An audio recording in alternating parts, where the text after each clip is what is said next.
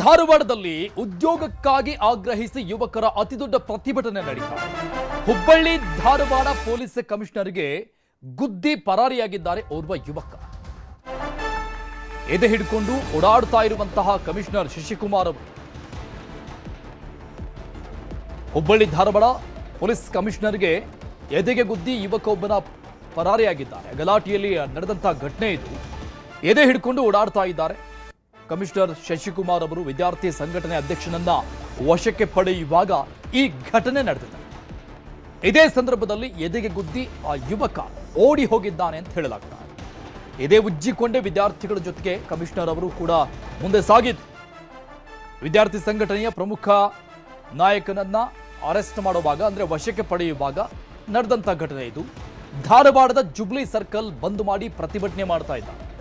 ಈ ಸರ್ಕಲ್ ಬಂದ್ ಮಾಡಿರೋ ಹಿನ್ನೆಲೆಯಲ್ಲಿ ಮಾರ್ಗ ಬದಲಾವಣೆ ಮಾಡಲಾಗ್ತಾ ಇದೆ. ಮನವಿ ಪಡೆದು ಪ್ರತಿಭಟನೆ ಮುಗಿಸುವಂತೆ ಪೊಲೀಸರು ಸೂಚನೆಯನ್ನ ಕೊಟ್ಟಿದ್ದಾರೆ. ಆ ಸಂದರ್ಭದಲ್ಲಿ ಇಂಥದ್ದೊಂದು ಘಟನೆ ನಡೆದಿದೆ. ಪೊಲೀಸ್ ಕಮಿಷನರ್ ಶಶಿಕುಮಾರ್ ಅವರು ಎದೆ ಉಜ್ಜಿಕೊಳ್ತಾ ಇರುವಂತಹ ದೃಶ್ಯ ನೋಡ್ತಾ ಇದ್ದೀವಿ. ಗಲಾಟೆ, ತಳ್ಳಾಟ, ನೂಕಾಟ, ವಾಗ್ವಾದ ಎಲ್ಲ ಕೂಡ ಅಲ್ಲಿ ಆಗ್ತಾ ಇತ್ತು. ಅಷ್ಟರ ಮಟ್ಟಿಗೆ ಯುವಕರ ಆಕ್ರೋಶದ ಕಟ್ಟೆ ಒಡೆದು ಹೋಗಿತ್ತು. ಪರಿಸ್ಥಿತಿಯನ್ನ ನಿಯಂತ್ರಣಕ್ಕೆ ತರೋದಕ್ಕೆ ಮುಂದಾದಂತಹ ಕಮಿಷನರ್ ಶಶಿಕುಮಾರ್ ಅವರು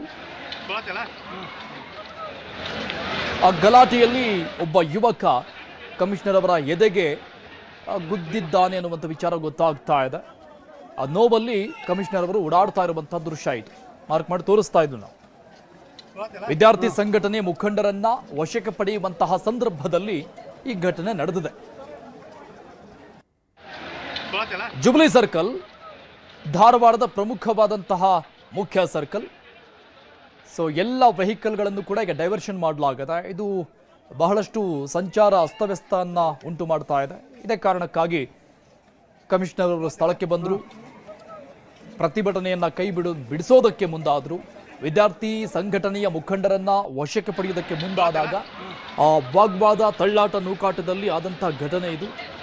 ಕಮಿಷನರ್ ಶಶಿಕುಮಾರ್ ಅವರ ಎದೆಗೆ ಒಬ್ಬ ಯುವಕ ಗುದ್ದಿದ್ದಾನೆ ಅನ್ನುವಂಥ ವಿಚಾರ ಗೊತ್ತಾಗ್ತಾ ಇದೆ. ಅದೇ ನೋವಲ್ಲಿ ಪಾಪ ಶಶಿಕುಮಾರ್ ಅವರು ಹುಬ್ಬಳ್ಳಿ ಧಾರವಾಡ ಪೊಲೀಸ್ ಕಮಿಷನರ್ ಓಡಾಡ್ತಾ ಇರೋದು, ಎದೆ ಉಜ್ಜಿಕೊಂಡು ಆ ನೋವಲ್ಲೇ ಓಡಾಡ್ತಾ ಇದ್ದಾರೆ. ಸರ್ಕಾರಿ ಹುದ್ದೆಗಳ ಭರ್ತಿ ಆಗಬೇಕು ಅನ್ನುವಂಥ ಕಾರಣಕ್ಕಾಗಿ 2,87,000 ಹುದ್ದೆಗಳು ಬಾಕಿ ಇದೆ, ಖಾಲಿ ಇದ್ದಾವೆ. ಈ ಬಗ್ಗೆ ಡೀಟೇಲ್ಸ್ ಕೊಡ್ತಾರೆ ನಮ್ಮ ಪ್ರತಿನಿಧಿ ಶಿವರಾಮ್ ಅಸುಂಡಿ. ಲೈವ್ ನಲ್ಲಿ ಜಾಯ್ನ್ ಆಗ್ತಾ ಇದ್ದಾರೆ. ಶಿವರಾಮ್, ಯುವಕರ ಈ ಉದ್ಯೋಗ ಆಕಾಂಕ್ಷಿಗಳ ಹೋರಾಟ, ಅವರ ಆಕ್ರೋಶದ ಕಟ್ಟೆ ಒಡೆದಿರುವಂತದ್ದನ್ನ ನೋಡ್ತಾ ಇದ್ದೀವಿ.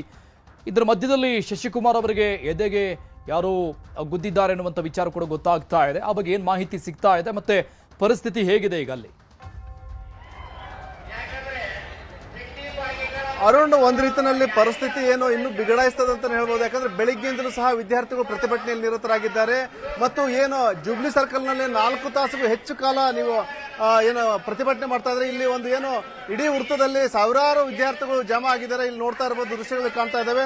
ಇಲ್ಲೇನು ಒಂದ್ ಕಡೆ ಅರವಿಂದ್ ಬೆಲ್ಲದ್ ಬಿಜೆಪಿ ಏನು ಪ್ರತಿಪಕ್ಷದ ಉಪನಾಯಕರಾದಂತಹ ಅರವಿಂದ್ ಬೆಲ್ಲದ್ ಇದ್ದಾರೆ, ಮತ್ತು ಸ್ಟೂಡೆಂಟ್ ಯೂನಿಯನ್ ಲೀಡರ್ ಆದಂತಹ ಕಾಂತರಾಜ್ ಅವರಿದ್ದಾರೆ.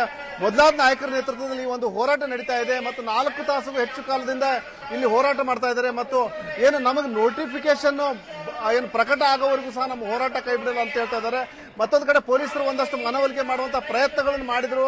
ಅಂದ್ರೆ ಮನವಿ ತೆಗೆದುಕೊಂಡು ನಂತರ ನೀವು ಹೋರಾಟ ಕೈ ಬಿಡ್ರಿ ಅನ್ನೋ ಒಂದು ಮನವಿ ಮಾಡಿಕೊಟ್ರು ಸಹ ಇದುವರೆಗೂ ಸಹ ಹೋರಾಟಗಾರರು ಸ್ಪಂದನೆ ಮಾಡ್ತಾ ಇಲ್ಲ. ನಾವು ಯಾವುದೇ ಕಾರಣಕ್ಕೂ ನಮ್ಮ ಹೋರಾಟನ ಹಿಂದಕ್ಕೆ ತೆಗೆದುಕೊಳ್ಳಲ್ಲ. ಒಂದು ನೋಟಿಫಿಕೇಶನ್ ಹೊರಡಿಸಬೇಕು, ಇಲ್ಲಾಂದ್ರೆ ಸಚಿವರಾದರೂ ಬಂದು ಸರ್ಕಾರದ ಪರವಾಗಿ ಉತ್ತರ ಕೊಡಬೇಕು. ಇಲ್ಲ ಅಲ್ಲಿವರೆಗೂ ಸಹ ನಮ್ಮ ಹೋರಾಟ ಕೈ ಬಿಡಲ್ಲ ಅನ್ನೋ ಒಂದು ಮಾತನ್ನು ಹೇಳಿದ್ದಾರೆ. ಇದರಿಂದಾಗಿ ಅಂದ್ರೆ ಏನು ಸತತವಾದ ಹೋರಾಟದಿಂದಾಗಿ, ರಸ್ತೆ ತಡೆಯಿಂದಾಗಿ ಏನು ಬೇರೆ ಹುಬ್ಬಳ್ಳಿ ಧಾರವಾಡ ಸಂಚಾರ ಸಂಪೂರ್ಣ ಸ್ಥಗಿತ ಆಗಿದೆ ಅಂತ ಹೇಳ್ಬೋದು. ಮತ್ತು ಬೇರೆ ಬೇರೆ ಊರುಗಳಿಂದ ಬರ್ತಾ ಇರುವಂತಹ ಜನರಿಗೂ ಸಹ ಇದು ತೊಂದರೆ ಆಗ್ತಾ ಇದೆ. ಒಟ್ಟಾರೆ ಹೋರಾಟ ಮುಂದುವರೆದಿದೆ. ಸದ್ಯಕ್ಕೆ ಏನು ಹೋರಾಟ ನಿಲ್ಲುವಂತಹ ಲಕ್ಷಣಗಳು ಕಾಣಿಸ್ತಾ ಇಲ್ಲ. ಮತ್ತಷ್ಟು ವಿದ್ಯಾರ್ಥಿಗಳು ಬೇರೆ ಬೇರೆ ಕಡೆಯಿಂದ ಬರ್ತಾ ಇದ್ದಾರೆ ಮತ್ತು ತಮ್ಮದಾದ ಒಂದು ಭಾಷಣ ಮಾಡ್ತಾ ಇದ್ದಾರೆ. ಜೊತೆಗೆ ಏನು ಸರ್ಕಾರಕ್ಕೆ ಏನು ಬೇಡಿಕೆ ಇದೆ 54,000 ಏನು ಹುದ್ದೆಗಳ ನೇಮಕಾತಿ, ಕೂಡಲೇ ಆ ಒಂದು ನೇಮಕಾತಿ ಪ್ರಕ್ರಿಯೆ ಹೊರಡಿಸಬೇಕನ್ನೋ ಒಂದು ಆಗ್ರಹ ಮಾಡ್ತಾ ಇದ್ದಾರೆ. ಒಟ್ಟಾರೆ ಏನು ಹೋರಾಟ ಮುಂದುವರೆದಿದೆ. ಮತ್ತೇನು ಆ ಒಂದು ನಿಟ್ಟಿನಲ್ಲಿ ಏನು ಬೇರೆ ಬೇರೆ ಪಕ್ಷಗಳ ಮುಖಂಡರು ಸಹ ಈ ಒಂದು ಹೋರಾಟಕ್ಕೆ ಬೆಂಬಲ ಕೊಟ್ಟಿದ್ದಾರೆ. ಮತ್ತೇನು ಇಲ್ಲೇ ಇರುವಂತಹ ಸಂತೋಷ್ ಲಾಡ್ ಅವರು ಒಂದೇನು ಸ್ಥಳಕ್ಕೆ ಬಂದು ಮನವಿ ಸ್ವೀಕರಿಸಬೇಕಂತೇಳಿ ಹೋರಾಟಗಾರರು ಪಟ್ಟಿಡ್ತಾ ಇದ್ದಾರೆ ಅರುಣ್. ಶಿವರಾಮ್, ಶಶಿಕುಮಾರ್ ಅವರಿಗೆ ಎದೆಗೆ ಪೆಟ್ಟಾಗಿರುವಂತ ವಿಚಾರಕ್ಕೆ ಸಂಬಂಧಪಟ್ಟಂಗೆ ಅಚಾನಕ್ ಆಗಿದೆ ಅಂತ ಅನ್ಸುತ್ತೆ. ಯಾಕಂದ್ರೆ ಬೆಳಿಗ್ಗೆಯಿಂದಲೂ ಕೂಡ ನಾವು ನೋಡ್ತಾ ಇದ್ವಿ ಈ ಯುವಕರ ಹೋರಾಟ, ಅವರ ಆಕ್ರೋಶ ಎಷ್ಟರ ಮಟ್ಟಿಗೆ ಇತ್ತು ಅಂತ. ಪ್ರತಿಪಕ್ಷ ನಾಯಕರು ಬಂದಾಗಲೂ ಕೂಡ ಅವರಿಗೆ ಘೇರಾವ್ ಹಾಕಿ ವಾಪಸ್ ಕಳಿಸಂತ ದೃಶ್ಯವನ್ನು ಕೂಡ ನಾವು ನೋಡಿದ್ವಿ. ಸೊ ಹಾಗಾಗಿ ಇದು ಅಚಾನಕ್ ಆಗಿ ನಡೆದಂತೆ ಕಾಣಿಸ್ತಾ ಇದೆ.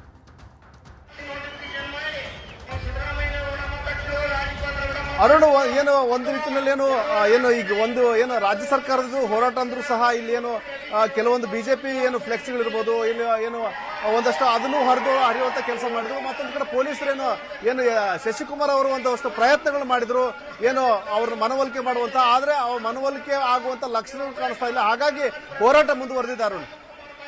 ಓಕೆ, ಸದ್ಯಕ್ಕೆ ಹತೋಟಿಗೆ ಬರುವಂತ ಚಾನ್ಸಸ್ ಇದೆವಾ?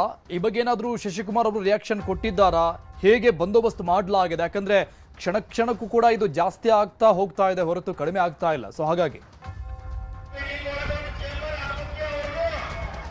ಅರುಣ್, ಖಂಡಿತ ಸದ್ಯಕ್ಕೆ ಮುಗಿಯುವಂತ ಲಕ್ಷಣಗಳು ಕಾಣ್ತಾ ಇಲ್ಲ. ಈ ಹಿಂದೆನೂ ಸಹ ಒಮ್ಮೆ ಹೋರಾಟ ಮಾಡಿದ್ರು, ಅದು ರಾತ್ರಿವರೆಗೂ ಸಹ ಹೋರಾಟ ಮುಂದುವರಿಸಿದ್ರು. ಆಗ ಆ ಸಂದರ್ಭದಲ್ಲಿ ಸಹ ಸಾವಿರಾರು ವಿದ್ಯಾರ್ಥಿಗಳು ಈ ಒಂದು ಹೋರಾಟದಲ್ಲಿ ಭಾಗಿಯಾಗಿದ್ರು. ಮತ್ತೆ ಇಲ್ಲಿ ಸಾಕಷ್ಟು ಬೇರೆ ಬೇರೆ ಕಡೆಯಿಂದ ಅಧ್ಯಯನ ಮಾಡ್ಲಿಕ್ಕೆ ಬಂದಂತಹ ಪಿಜಿಗಳಲ್ಲಿ ಉಳ್ಕೊಂಡಂತಹ ಸಾವಿರಾರು ವಿದ್ಯಾರ್ಥಿಗಳು ಬರೀ ಒಂದು ಧಾರವಾಡದಲ್ಲೇ ಇದ್ದಾರೆ. ಹಾಗಾಗಿ ಆ ಒಂದು ಪಿಜಿಗಳಲ್ಲಿ ಇದ್ದಂತಹ ಕೋಚಿಂಗ್ ತೆಗೆದುಕೊಳ್ಳಲಿಕ್ಕೆ ಬಂದಂತಹ ಎಲ್ಲ ವಿದ್ಯಾರ್ಥಿಗಳು ಇಲ್ಲಿ ಜಮಾ ಆಗಿರೋದ್ರಿಂದಾಗಿ ಮತ್ತು ಬೆಳಗ್ಗೆಯಿಂದಲೂ ಸಹ ಯಾರು ಸಹ ಊಟ ಮಾಡದೆ ನೀರು ಕುಡಿದೇನೆ ಇಲ್ಲಿ ಹೋರಾಟದಲ್ಲಿ ಭಾಗಿಯಾಗಿದ್ದಾರೆ.